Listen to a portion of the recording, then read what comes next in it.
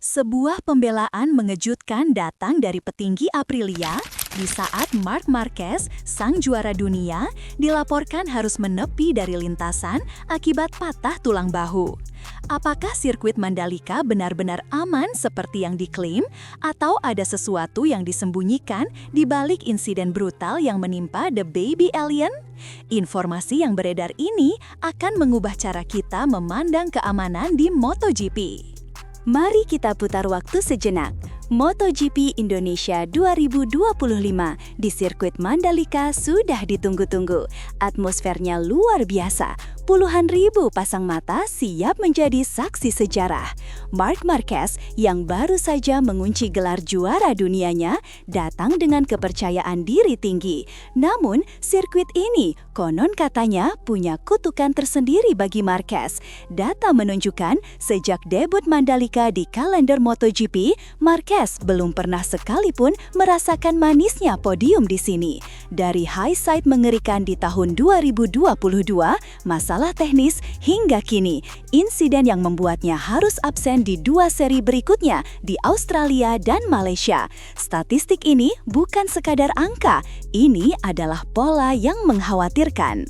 Dan benar saja, drama terjadi bahkan sebelum balapan benar-benar panas. Lap pertama, tikungan ke-7, sebuah tikungan krusial. Marco Bezzecchi dari tim Aprilia yang memulai balapan dengan buruk dari pole position dilaporkan kehilangan kendali saat pengereman.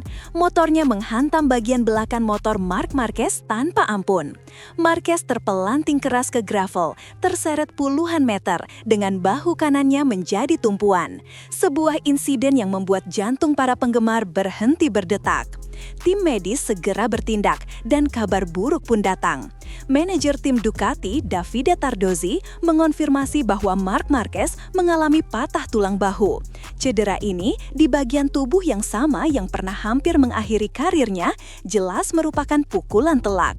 Marquez, sang juara dunia, harus kembali berurusan dengan ruang perawatan. Di tengah sorotan tajam dan kritik terhadap manuver Bezzecchi, suara berbeda datang dari markas Aprilia. CEO Aprilia Racing, Massimo Rivola, tampil ke depan. Namun, alih-alih fokus pada insiden tersebut, Rivola justru mengeluarkan pernyataan yang membela sirkuit Mandalika. Menurut sumber dari GP1, Rivola mengatakan, "Sejujurnya, saya tidak berpikir ini sirkuit yang berbahaya. Mandalika memiliki desain yang baik dan area sekitar yang juga cukup aman." Pernyataan ini di saat seorang pembalap bintang terkapar karena insiden di sirkuit tersebut tentu memicu perdebatan panas. Banyak yang bertanya, apakah ini cara Aprilia untuk mengalihkan isu dari kesalahan fatal pembalapnya Marco Bezzecchi? Menurut Rivola, dalam setiap seri selalu ada resiko, tidak hanya di Mandalika. Pembalap dituntut untuk cepat beradaptasi. Sebuah pernyataan yang logis, namun terasa kurang sensitif di tengah kondisi yang menimpa Marc Marquez. Kita perlu melihat ini dari dua sisi. Di satu sisi, argumen Rivola ada benarnya. MotoGP adalah olahraga berbahaya. Insiden adalah bagian tak terpisahkan darinya. Sirkuit Mandalika dengan karakter high-speed corner dan zona pengereman keras memang menuntut adaptasi dan skill tingkat dewa. Kemenangan gemilang rookie Fermin Aldeguer yang tampil tanpa celah adalah bukti bahwa sirkuit ini bisa ditaklukkan. Aldeguer menunjukkan bahwa dengan pendekatan yang tepat, Mandalika bisa menjadi panggung untuk bersinar. Namun, di sisi lain, kita tidak bisa mengabaikan fakta bahwa selain insiden Marquez dan Bezzecchi, pembalap top lainnya seperti Francesco Bagnaia, Enea Bastianini, dan Joan Mir juga gagal finish karena terjatuh. Apakah ini murni kesalahan pembalap atau ada faktor lain dari lintasan yang berkontribusi?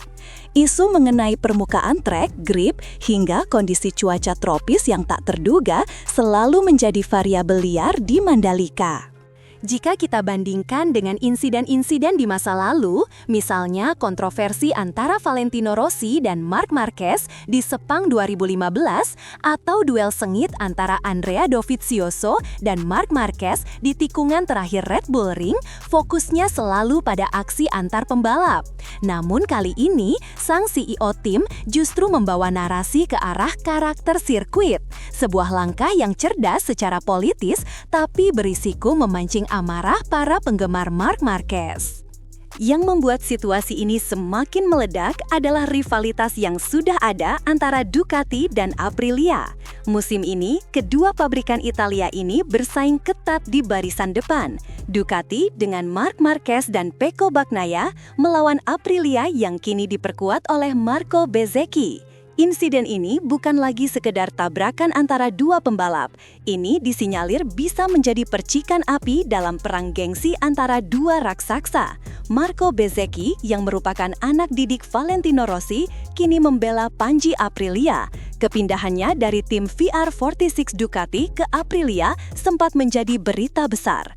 Dan sekarang ia terlibat insiden dengan ikon Ducati saat ini, Marc Marquez. Gosip yang beredar di pedok mengatakan bahwa tensi antara kedua kubu langsung memanas.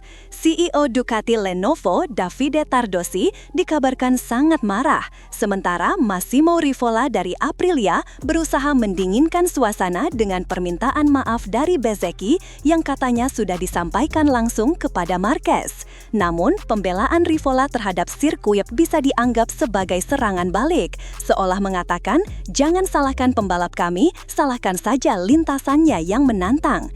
Ini adalah permainan psikologis tingkat tinggi di pedok MotoGP. Setiap kata memiliki bobot, setiap pernyataan bisa menjadi senjata.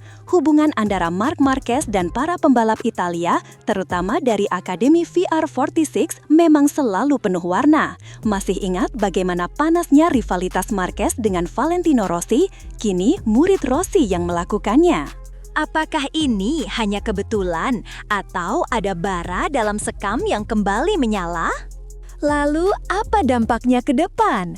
Jelas, absennya Marc Marquez di Australia dan Malaysia akan membuka peluang bagi para rivalnya, seperti Pedro Acosta dan Jorge Martin, untuk mencuri poin penting di klasemen meskipun gelar juara dunia sudah di tangan Marquez. Namun, ini lebih dari sekedar poin. Ini tentang momentum dan psikologis. Bagaimana Marquez akan kembali setelah cedera ini?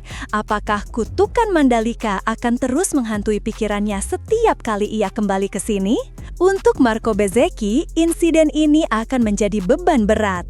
Ia akan berada di bawah pengawasan ketat dari steward dan juga para rival. Satu manuver agresif lagi bisa berakibat fatal bagi reputasinya. Ia harus membuktikan bahwa ini adalah murni kesalahan, bukan kesengajaan atau kecerobohan.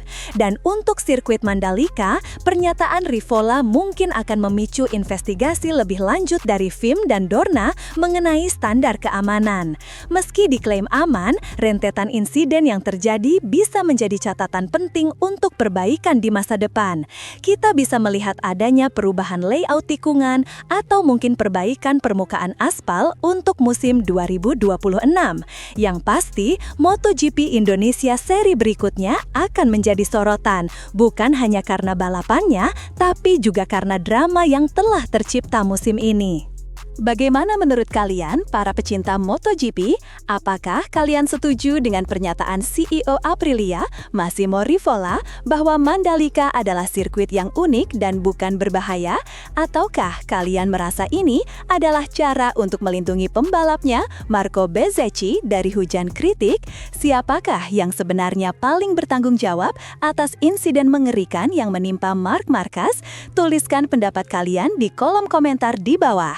Jangan lupa untuk like video ini jika kalian merasa informasi ini penting dan subscribe channel Galaspeed News agar tidak ketinggalan berita-berita terpanas dan analisis mendalam dari dunia MotoGP. Klik juga lonceng notifikasinya agar kalian menjadi yang pertama tahu saat kami mengunggah video terbaru. Sampai jumpa di berita selanjutnya.